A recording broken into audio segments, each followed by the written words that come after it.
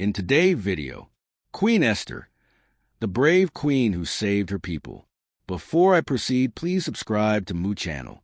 Introduction: a hidden star in a foreign land. In the heart of the mighty Persian Empire, where the kings ruled over 127 provinces from India to Ethiopia, a young Jewish girl named Hadassah lived in quiet obscurity. Orphaned at an early age, Hadassah was raised by her older cousin Mordecai, a man of integrity and deep faith who worked as a minor official at the palace gate in Susa. The Jews were a displaced people, having been exiled from Jerusalem many years before. They now lived as strangers in a foreign land, clinging to their faith and identity amidst a culture that didn't understand them. In such a world, Hadassah, whose name meant myrtle, went by her Persian name, Esther, meaning star, and though no one knew it yet, she was destined to shine in a moment of darkness. Chapter 1: The Fall of Queen Vashti. The story begins with a lavish party. King Xerxes, also known as Ahasuerus, the ruler of Persia, held a feast that lasted 180 days. To showcase his wealth and splendor, he invited nobles, officials, and military leaders from across his vast kingdom. Wine flowed freely, and extravagance knew no bounds. At the height of the celebration, the king ordered Queen Vashti to appear before the crowd wearing her royal crown, likely to flaunt her beauty before drunken men. But Vashti, dignified and proud, refused to come. Furious and humiliated, Xerxes consulted his advisors. Fearing that Vashti's defiance might set a bad example for other women, they advised the king to depose her. So it was declared Vashti was no longer queen, but that left a vacancy on the throne, one that heaven was already preparing to fill. Chapter 2: A new queen is chosen. After the king's anger cooled, he realized he needed a new queen. So a search was ordered throughout the empire. Beautiful young virgins were to be brought to the palace, undergo a year of beauty treatments, and be presented before the king. From among them, Xerxes would choose his new queen. Esther was among those taken. Though fearful, Mordecai had advised her not to reveal her Jewish identity. Trusting God's hand in the unknown, Esther obeyed. In the palace, Esther found favor with Haggai, the eunuch in charge of the women. She was given the best quarters, special food, and attendance. But more importantly, she carried herself with humility and grace, winning the favor of all who saw her. When it was her turn to go before the king, she asked for nothing extra, only what Haggai advised. The result was breathtaking. King Xerxes was captivated by her more than any other woman. He placed a royal crown on her head and declared Esther the new Queen of Persia. But Esther's journey was only beginning. Chapter 3: Mordecai's Loyalty and a New Enemy. Shortly after Esther became queen, Mordecai uncovered a plot by two palace guards to assassinate the king. He informed Esther, who related to Xerxes, crediting Mordecai. The conspirators were executed, and the incident was recorded in the royal chronicles, a small detail that would later change the fate of a nation. Around this time, a man named Haman rose to power. He was arrogant, power-hungry, and obsessed with honor. The king elevated Haman to the highest position in the kingdom, ordering everyone to bow before him. But Mordecai refused. As a Jew, he would not bow to any man in worship or reverence reserved for God. Enraged, Haman did not merely seek revenge against Mordecai. He plotted genocide. Learning that Mordecai was a Jew, he resolved to exterminate all Jews in the empire. Chapter 4: The Decree of Death. Using his influence, Haman convinced King Xerxes that the Jews were a threat to the kingdom, a people with different laws and allegiances. Without knowing Esther's heritage, the king agreed to Haman's plan. Letters were sent throughout the provinces.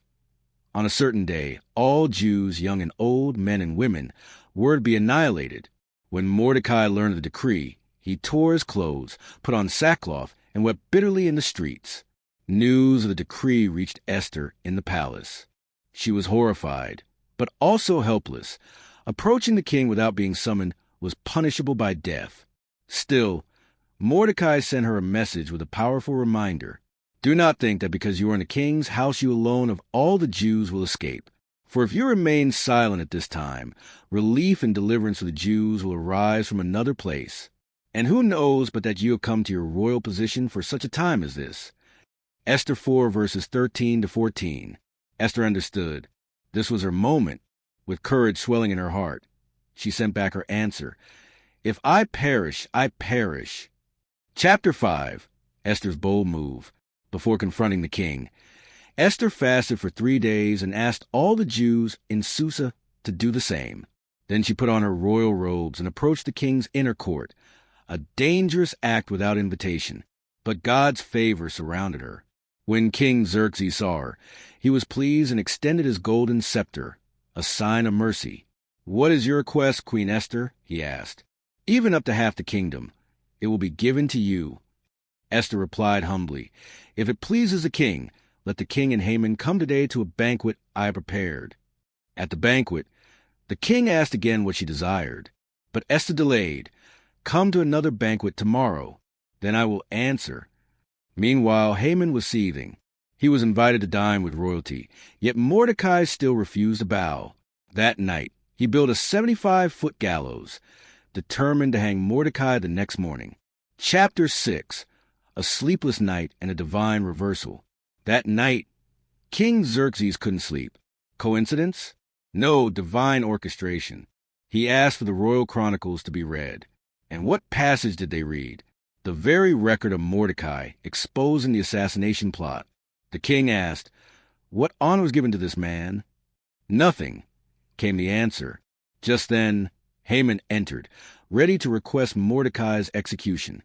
But the king spoke first. What should be done for the man the king delights to honor? Thinking it was about him, Haman proposed an extravagant plan: royal robes, a crown, a parade through the city. The king said, "Excellent. Go do all that for Mordecai." Humiliated, Haman obeyed. Chapter 7. The banquet and the truth revealed. At Esther's second banquet, the moment came. The king asked again what she desired. With trembling courage, Esther said, "If I have found favor in your eyes, O king, spare my life and the lives of my people. We have been sold for destruction." The king was stunned. Who was the man who dared to do such a thing? Esther pointed. "An enemy and adversary, this vile Haman." The king rose in fury.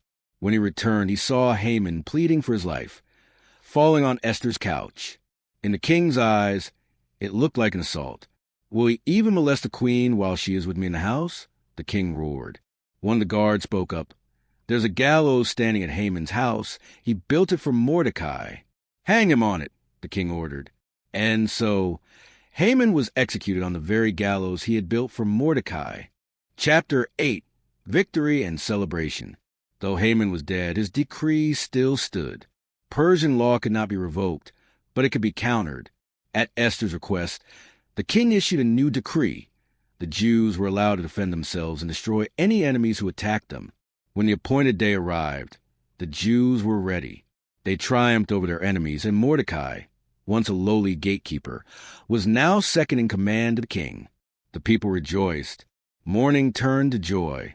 To commemorate their deliverance, the festival of Purim was established. Named after the Pur lot, Haman had cast to determine the day of destruction. Conclusion: for such a time as this, Esther's story is one of hidden courage, divine timing, and unwavering faith. She was an ordinary girl in extraordinary circumstances, yet her obedience changed the course of history. Esther never performed a miracle.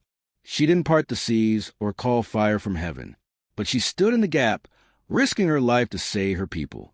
Her story teaches us that God is always working behind the scenes, even when his name isn't mentioned, as is the case in the entire book of Esther. He positions people, opens doors, and turns hearts. When we face fear, injustice, or uncertainty, may we remember Queen Esther and the God who raises up stars in the darkest nights. Thanks for watching.